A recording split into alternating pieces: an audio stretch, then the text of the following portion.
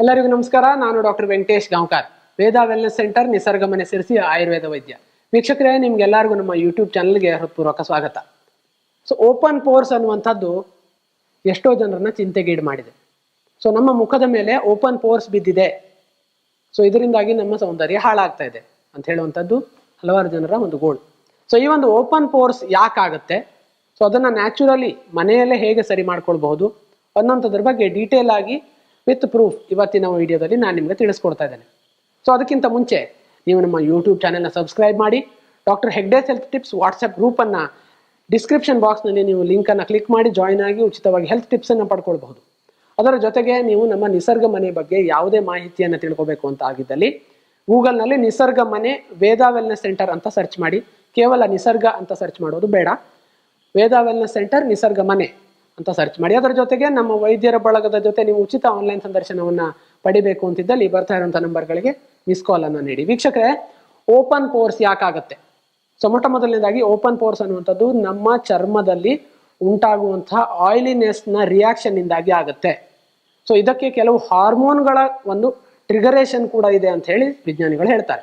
So ನಮ್ಮ ಶರೀರದಲ್ಲಿ ಉತ್ಪತ್ತಿ ಆಗುವಂತಹ ಹಾರ್ಮೋನ್ಗಳು ಮತ್ತು ಚರ್ಮದಲ್ಲಿ ಉತ್ಪತ್ತಿ ಆಗುವಂತಹ ಆಯಿಲಿ ಅಂಶ ಅಥವಾ ಎಣ್ಣೆ ಅಂಶ, ಇವುಗಳಲ್ಲಿ ಸ್ವಲ್ಪ ರಿಯಾಕ್ಷನ್ಸ್ ಉಂಟಾಗಿ ನಮ್ಮ ಚರ್ಮದಲ್ಲಿ ಓಪನ್ ಪೋರ್ಸ್ ಆಗುತ್ತೆ.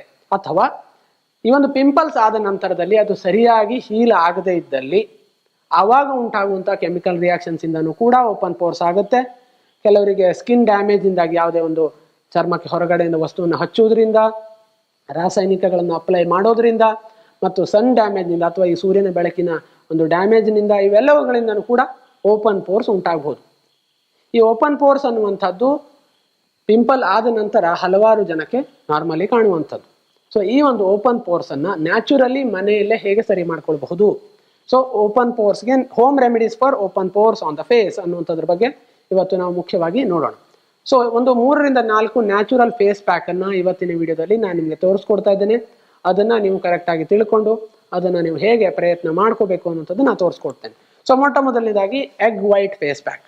ಸೊ ಯಾರು ಮನೆಯಲ್ಲಿ ಎಗ್ ವೈಟ್ ಅನ್ನು ಬಳಸ್ತೀರಿ ಅಥವಾ ಮೊಟ್ಟೆಯನ್ನು ಆಹಾರದಲ್ಲಿ ಬಳಸ್ತೀರಿ ಅಂಥವರಿಗೆ ಈ ಒಂದು ಫೇಸ್ ಪ್ಯಾಕ್ ಮಾಡ್ಕೊಳ್ಬಹುದಾಗಿರುವಂಥದ್ದು. ಹೇಗೆ ಅಂತ ಹೇಳಿದ್ರೆ, ಮೊಟ್ಟ ಮೊದಲನೇದಾಗಿ ನೀವು ಸ್ವಲ್ಪ ಎಗ್ ವೈಟ್ ಅನ್ನು ತೆಗೆದುಕೊಳ್ಬೇಕು. ಸೊ ನಿಮ್ಮ ಚರ್ಮಕ್ಕೆ ಎಷ್ಟು ಬೇಕು ಅನ್ನೋಂಥದ್ದನ್ನ ನೀವು 1-2 ದಿನಗಳಲ್ಲಿ ನೀವು ಡಿಸೈಡ್ ಮಾಡಿಕೊಂಡು ಅದನ್ನ ಪ್ರಾಕ್ಟಿಕಲಿ ನೀವು ನೋಡ್ಕೊಳ್ಬೇಕಾಗ್ತದೆ.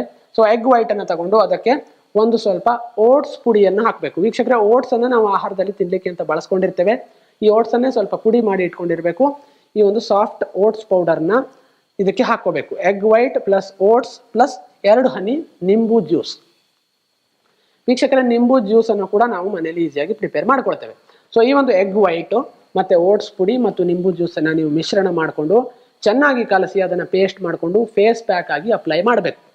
ಸೊ ಇದನ್ನ ನೀವು ಅಪ್ಲೈ ಮಾಡಿದ 15 ರಿಂದ 20 ನಿಮಿಷಗಳ ನಂತರದಲ್ಲಿ ಶುಭ್ರವಾದಂತಹ ನೀರಿನಿಂದ ಅದನ್ನ ವಾಶ್ ಮಾಡಬೇಕು. ಯಾವುದೇ ಸೋಪ್ ಅಥವಾ ಶಾಂಪು ಹಚ್ಚುವ ಅವಶ್ಯಕತೆ ಇಲ್ಲ. ಸೊ ಈ ಎಗ್ ವೈಟ್ ಫೇಸ್ ಪ್ಯಾಕ್ ನಿಂದಾಗಿ ಏನಾಗುತ್ತೆ ಅಂತ ಹೇಳಿದ್ರೆ, ಇದು ಚರ್ಮಕ್ಕೆ ಬೇಕಾದಂತಹ ಪೋಷಕಾಂಶಗಳನ್ನ ಕೊಡುತ್ತೆ. ಸೊ ಈ ಮೊಟ್ಟೆಯಲ್ಲಿ ಇರುವಂತಹ ಈ ಬಿಳಿ ಭಾಗದಲ್ಲಿ ಇರುವಂತಹ ಪೋಷಕಾಂಶಗಳು, ಅದರ ಜೊತೆಗೆ ಓಟ್ಸ್ ನಲ್ಲಿ ಇರುವಂತಹ ಪೋಷಕಾಂಶಗಳು ಕೂಡ ಈ ಒಂದು ಓಪನ್ ಪೋರ್ಸ್ ನ ಮುಚ್ಚಲಿಕ್ಕೆ ಸಹಾಯ ಮಾಡಿಕೊಡ್ತದೆ. ಸೊ ಈ ಒಂದು ಮೊದಲ ಫೇಸ್ ಪ್ಯಾಕ್ ಅನ್ನ ಯಾರು ಎಗ್ ಅನ್ನ ಮನೆಯಲ್ಲಿ ಬಳಸ್ತೀರಿ ಅವರು ಮಾಡ್ಕೊಳ್ಬಹುದಾಗಿರುವಂಥದ್ದು. ಇಲ್ಲ, ನಾನು ಎಗ್ ಅನ್ನ ಬಳಸೋದಿಲ್ಲ ಅನ್ನುವಂಥವ್ರು ನೀವಾಗಿದ್ರೆ ಅವರಿಗೆ ಈ 2ನೇ ಉಪಾಯ. ಸೊ ಅದ್ಯಾವುದು ಅಂತ ಹೇಳಿದ್ರೆ ಅರಿಶಿಣದ ಪುಡಿ. ಸೊ ನಾವು ತಲತಲಾಂತರಗಳಿಂದನೂ ಬಳಸ್ಕೊಂಡು ಬರ್ತಾ ಇರುವಂತಹ ಬೆಸ್ಟ್ ಸೌಂದರ್ಯವರ್ಧಕ ಅಂತ ಹೇಳಿದ್ರೆ ಅದು ಅರಿಶಿಣದ ಪುಡಿ. ಸೊ ಈ ಒಂದು ಅರಿಶಿಣದ ಪುಡಿಯನ್ನ ನಾವೆಲ್ಲರೂ ಚೆನ್ನಾಗಿ ಇರುವಂತಹ ಅರಿಶಿಣದ ಪುಡಿ, ನೀವು ಅರಿಶಿಣದ ಒಂದು ರೂಟ್ ಅನ್ನ ಅಥವಾ ಒಂದು ಅದರ ಟ್ಯೂಬರ್ ಅಂತ ಏನ್ ಕರಿತೀವಿ ಅದನ್ನ ಸಿಕ್ಕಿದ್ರೆ, ಅರಿಶಿಣದ ಕೊಂಬು ಅಂತ ನಾವು ಕನ್ನಡದಲ್ಲಿ ಕರಿತೀವಿ.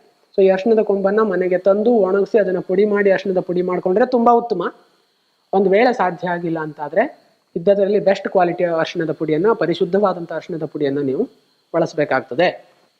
ರೋಸ್ ವಾಟರ್ ಜೊತೆಗೆ ಅದನ್ನ ಅಪ್ಲೈ ಮಾಡ್ಕೊಳ್ಳುವಂಥದ್ದು.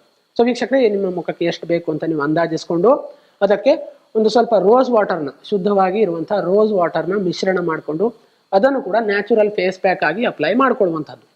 ಸೊ ಇದನ್ನ ನೀವು ವಾರದಲ್ಲಿ 2 ಬಾರಿ ಅಥವಾ 3 ಬಾರಿ ಈ ಒಂದು ಫೇಸ್ ಪ್ಯಾಕ್ ಅನ್ನು ನೀವು ಮಾಡಬೇಕಾಗ್ತದೆ. ಸೊ ಈ ಒಂದು ಅರಿಶಿಣದ ಪುಡಿಯ ಮಹತ್ವ ಅಂತೂ ನಿಮಗೆ ಗೊತ್ತೇ ಇದೆ. ಇದು ಚರ್ಮವನ್ನ ನರಿಶ್ ಮಾಡ್ತದೆ, ಎಕ್ಸ್ಫೋಲಿಯೇಟ್ ಮಾಡ್ತದೆ ಮತ್ತು ಚರ್ಮದಲ್ಲಿ ಉಂಟಾಗಬಹುದಾದಂತಹ ಕೆಮಿಕಲ್ ರಿಯಾಕ್ಷನ್ಸ್ ಅನ್ನ ಇದು ಕಡಿಮೆ ಮಾಡ್ತದೆ. ಸೊ ಇದರಲ್ಲಿ ಇರುವಂತಹ anti bacterial, anti viral properties ಚರ್ಮದಲ್ಲಿ ಉಂಟಾಗಬಹುದಾದಂತಹ ಬ್ಯಾಕ್ಟೀರಿಯಾ ರಿಯಾಕ್ಷನ್ ಅನ್ನ ಕಡಿಮೆ ಮಾಡ್ತದೆ.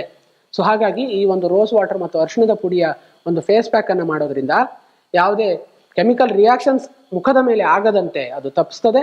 ಸೊ ಇದರಿಂದಾಗಿ ನಿಮಗೆ ಓಪನ್ ಪೋರ್ಸ್ ಆಗುವಂಥದ್ದು ಖಂಡಿತವಾಗಿ ಸ್ಟಾಪ್ ಆಗ್ತದೆ. ಸೊ ಇದು ಎರಡನೇ ರೆಮಿಡಿ. ಸೊ ಇಲ್ಲ ಇನ್ನೂ ಒಂದು ರೆಮಿಡಿಯನ್ನು ಹೇಳಿ ಅನ್ನುವಂಥವ್ರು ನೀವಾಗಿದ್ರೆ ಮೂರನೇದಾಗಿ ಟೊಮ್ಯಾಟೊ ಜ್ಯೂಸ್ನ ಫೇಸ್ ಪ್ಯಾಕ್. ಸೊ ಮೂರನೇದಾಗಿ ನೋಡೋದಾದ್ರೆ ಟೊಮ್ಯಾಟೊ ಜ್ಯೂಸ್ನ ಫೇಸ್ ಪ್ಯಾಕ್.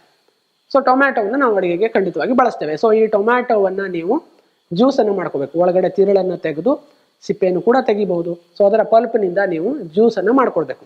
ಈ ಒಂದು ಟೊಮ್ಯಾಟೊ ಜ್ಯೂಸ್ಗೆ ಸ್ವಲ್ಪ ಜೇನುತುಪ್ಪವನ್ನು ನೀವು ಮಿಶ್ರಣ ಮಾಡಬೇಕು. ಸೊ ಅದು 1 ಡ್ರಾಪ್ ಅಥವಾ 2 ಡ್ರಾಪ್ ಆಗಿದ್ರೆ ಸಾಕಾಗುತ್ತೆ, ತುಂಬಾ ಜಾಸ್ತಿ ಬೇಕಾಗಿರಲ್ಲ.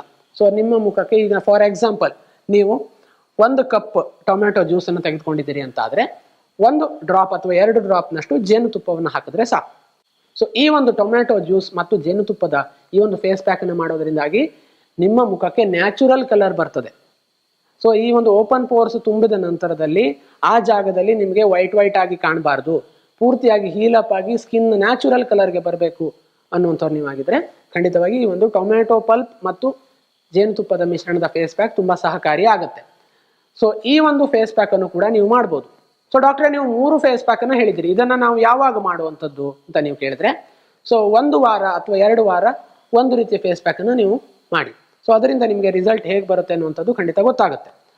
ಸೊ ಅದನ್ನ ನೀವು ಒಂದು 2-3 ವಾರಗಳ ನಂತರ ಇನ್ನೊಂದು ಫೇಸ್ ಪ್ಯಾಕ್ ಅನ್ನು ಟ್ರೈ ಮಾಡಬಹುದು. ಸೊ ಒಂದಿನ ಇದು ಒಂದಿನ ಅದು ಮತ್ತೊಂದು ದಿನ ಅದು ಆ ರೀತಿ ಮಾಡುವಂಥದ್ದು ಬೇಡ.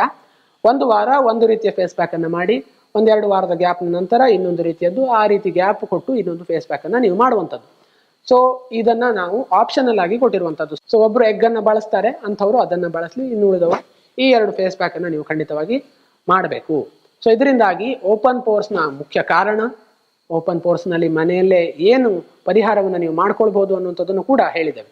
ಸೊ ಇದರ ಜೊತೆ ಸೊ ಈ ಒಂದು ಎಕ್ಸ್ಟರ್ನಲ್ ಟ್ರೀಟ್ಮೆಂಟ್ಸ್ ನ ಜೊತೆ ನೀವು ಆಹಾರದಲ್ಲಿ ಪೋಷಕಾಂಶಗಳನ್ನ ಸೇವಿಸುವಂತಹದ್ದು, ಎಲ್ಲಾ ಪೋಷಕಾಂಶಗಳನ್ನ ಹೊಂದಿರುವಂತಹ ನಟ್ಸ್, ಬಾದಾಮಿ, ಗೋಡಂಬಿ, ಪಿಸ್ತಾ, ವಾಲ್ನಟ್ ಮುಂತಾದ ನಟ್ಸ್ ಅನ್ನ ಸೇವಿಸುವಂತದ್ದು, ಒಣದ್ರಾಕ್ಷಿ, ಖರ್ಜೂರ, ಅಂಜೂರ.